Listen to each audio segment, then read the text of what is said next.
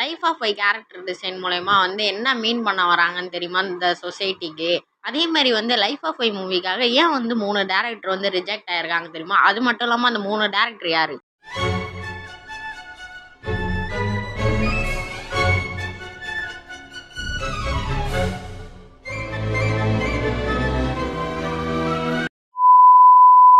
அவுடுவா story creator பார்க்கலாம். இல்ல என்ன பார்க்க போறோம்னா வந்து இந்த லைஃப் ஆஃப் பை கதைன்றது எப்படி ஆரம்பிச்சிருக்குன்னா வந்து ஒரு புக் மூலியமா தான் ஆரம்பிச்சிருக்கு. அது என்ன புக்குன்னா வந்து லைஃப் ஆஃப் பைன்ற ஒரு புக்கு. இதை வந்து யாட்டோ மாட்லன்றவர் வந்து 2002ல் எழுதியிருக்காரு. இந்த புக்கு அப்பயே வந்து பெஸ்ட் செல்லிங் புக்குன்னு நம்ம பேர் வாங்கியிருக்கு. அதனால ப்ரொடியூசர்ஸ் தான் என்ன நினைக்கிறாங்கன்னா வந்து ஏன் இந்த புக்கை வந்து நம்ம அடாப்ட் பண்ணி ஒரு மூவியாக எடுக்கக்கூடாதுன்னு எடுத்தாங்கன்னா வந்து ஒரு பிளாக் பஸ்டர் ஹிட் ஆகும்னு ப்ரொடியூசர்ஸ் தான் நம்பியிருக்காங்க. அதனால என்ன பண்ணுறாங்கன்னா வந்து 3 டேரக்டரை சூஸ் பண்ணுறாங்க. அந்த 3 டேரக்டர் யாருன்னு கேட்டிங்கன்னா வந்து ஃபர்ஸ்ட் டேரக்டர்னா வந்து எம்பட் ஷாமுல். இவர் யாருன்னு கேட்டிங்கன்னா வந்து நான் லாஸ்ட்டாக போட்ட 6th சென்ஸ் வீடியோ இருக்குல்ல, அந்த படத்தோட டேரக்டர் தான் வந்து இந்த எம்பட் ஷாமுல். இவர் வந்து ஆல்ரெடி வந்து இந்த கதையில் வந்து ரொம்ப இன்ட்ரெஸ்டாக இருந்திருக்காரு. ஆனால் வந்து இவர் சொன்னால் வந்து இந்த கதை வந்து ப்ரொடியூசருக்கு வந்து இன்ட்ரெஸ்ட்டாக இல்லை அந்த அளவுக்கு. அதனால வந்து இவர் வேணான்ட்டு இவர் வந்து இந்த கதையை விட்டு விளங்கிட்டார். அதுக்கப்புறம் வந்து அல்ஃபான்ஸ் சபர் யாருன்னு கேட்டிங்கன்னா வந்து கிராவிட்டின்னு ஒரு படம் எடுத்திருப்பார்ல, அவர் தான் வந்து அல்ஃபான்ஸ் சபர். இவர் எதனால் வந்து ரிஜெக்ட் ஆயிருக்காருன்னா அவர் வந்து இந்த படத்துலேருந்து வந்து ரிஜெக்ட் ஆகல. ஆனால் வந்து அவர் வந்து லீவ் ஆகிட்டார். எதனாலனா வந்து அவருக்கு வந்து எமோஷ்னலி கனெக்ட் ஆகிற மாதிரி ஒரு ஸ்டோரி வந்து ரெடி பண்ண வேணான்ட்டு அவர் வந்து இந்த படத்தை விட்டு விலகிட்டார். அதுக்கப்புறம் வந்து ஜான் பியர்ஸ்னு ஒருத்தர் வந்திருக்காரு. இவர் யாருன்னு கேட்டிங்கன்னா வந்து இந்த நிறைய படங்கள் தான் ஃபேமஸான படங்கள் தான் எடுத்திருக்காரு. அவர் தான் வந்து John Bayer.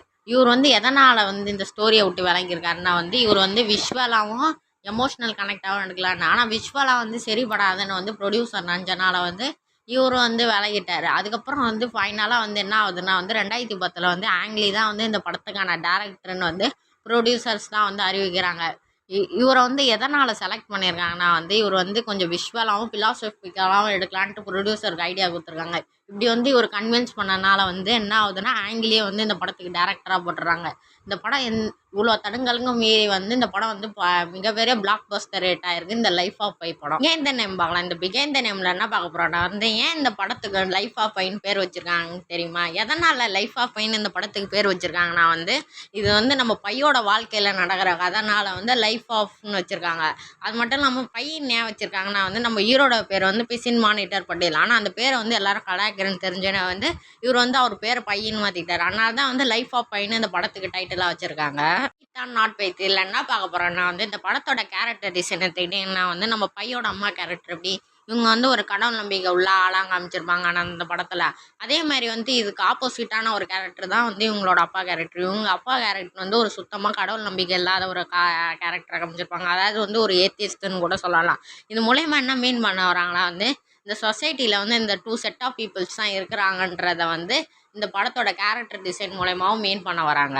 Life of I got meaning, அதாவது லைஃப் ஆஃப் ஐல இருக்க காட் மீனிங்னா என்னன்னு கேட்டிங்கன்னா வந்து இவர் வந்து புலி கூட இந்த கதையை சொல்லும் போது யாரும் நம்ப மாட்டாங்க. ஆனால் இவர் வந்து ஒரு ஃபேக்காக ஒரு கதை சொல்லுவார். அந்த கதையை வந்து மக்கள் தான் நம்புவாங்க. இது எப்படி எடுத்துக்கலாம்னா வந்து இவர் நான் கடவுள் கூட தான் இருந்தேன்னு சொல்கிறத வந்து யாருமே நம்ப மாட்டாங்க இந்த சொசைட்டியில் இருக்கவங்க. ஆனால் இவர் வந்து ஒரு ஃபேக்கான ஒரு கதையை சொன்னார்னா வந்து அந்த கதையை நம்புவாங்க.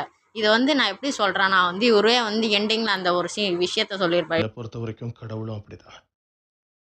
எக்ஸ்பிளேஷன் பார்க்கலாம். இந்த எண்டிங் எக்ஸ்பிளேஷனில் என்ன பார்க்க போகிறோன்னா வந்து இந்த படத்தோட எண்டிங்கில் வந்து நம்ம பை வந்து ரிச்சர்ட் பார்கர் கூப்பிட மாதிரி ரிச்சர்ட் பார்கர் வந்து கண்டுக்காமல் போகிற மாதிரி தான் இருக்கும். இந்த படத்து மூலயமா நம்ம டேரக்டர் என்ன மீன் பண்ண வராருன்னா வந்து நம்ம பையன் வாழ்ந்திருந்தோன்னா நம்ம வந்து ஒரு சுயநலம் இல்லாத கேரக்டரும், நம்ம ரிச்சர்ட் பார்கராக வாழ்ந்திருந்தோன்னா ஒரு சுயநலம் இருக்க ஒரு கேரக்டர் மாதிரி மீன் பண்ண மாதிரி காமிச்சிருப்பாங்க. எப்படின்னா வந்து பை வந்து நான் எப்படி போனாலும் பரவாயில்ல, ஆனால் ரிச்சர்ட் பார்கரை காப்பாற்றணும்னு நினைப்பேன். ஆனால் ரிச்சர்ட் பார்கர் வந்து அவன் நல்லா இருந்தால் போதும்னு நினைக்கிற ஒரு கேரக்டராக இருக்கான். இது மூலயமா தான் வந்து டேரக்டர் வந்து நம்மளுக்கு ஒரு கொஸ்டின் கேட்குற மாதிரி இந்த படத்தோட எண்டிங்கை முடிச்சிருக்காங்க. இன்ட்ரெஸ்டிங் ஃபேக்ட் பார்க்கலாம். இந்த இன்ட்ரெஸ்டிங் ஃபேக்டில் என்ன பார்க்க போகிறோன்னா வந்து இந்த படத்தோட லைஃப் ஆஃப் பை படத்தில் இருக்குல்ல, அந்த லைஃப் ஆஃப் பை படத்துக்கான பையன்ற ரோலுக்கு வந்து 1 2 பேர் இல்லை 3000 பேரை சூஸ் பண்ணியிருக்காங்க. ஆனால் கடைசியில் வந்து சூரஜ் சர்மான்னு ஒரு இந்திய ஆக்டரை வந்து ஃபைனலாக சூஸ் பண்ணி இந்த படத்தில் நடிக்க வச்சுருக்காங்க லைஃப் ஆஃப் பை. அதே மாதிரி வந்து இந்த படத்தில் வர ரிச்சர்ட் பார்க்கர்ன்ற அந்த புலிக்கு வந்து 75% வந்து சிஜிஐ தான் பண்ணியிருக்காங்க. மீதி வந்து 25% தான் வந்து உண்மையான புலியை வச்சு நடிக்க வச்சுருக்காங்க. ஏன்னா வந்து உண்மையான புலியை நடிக்க வச்சா ரிஸ்க் ஆயிரும்னால வந்து இந்த மாதிரி சிஜிஐ புலியை வந்து யூஸ் பண்ணியிருக்காங்க இந்த படத்துக்கு.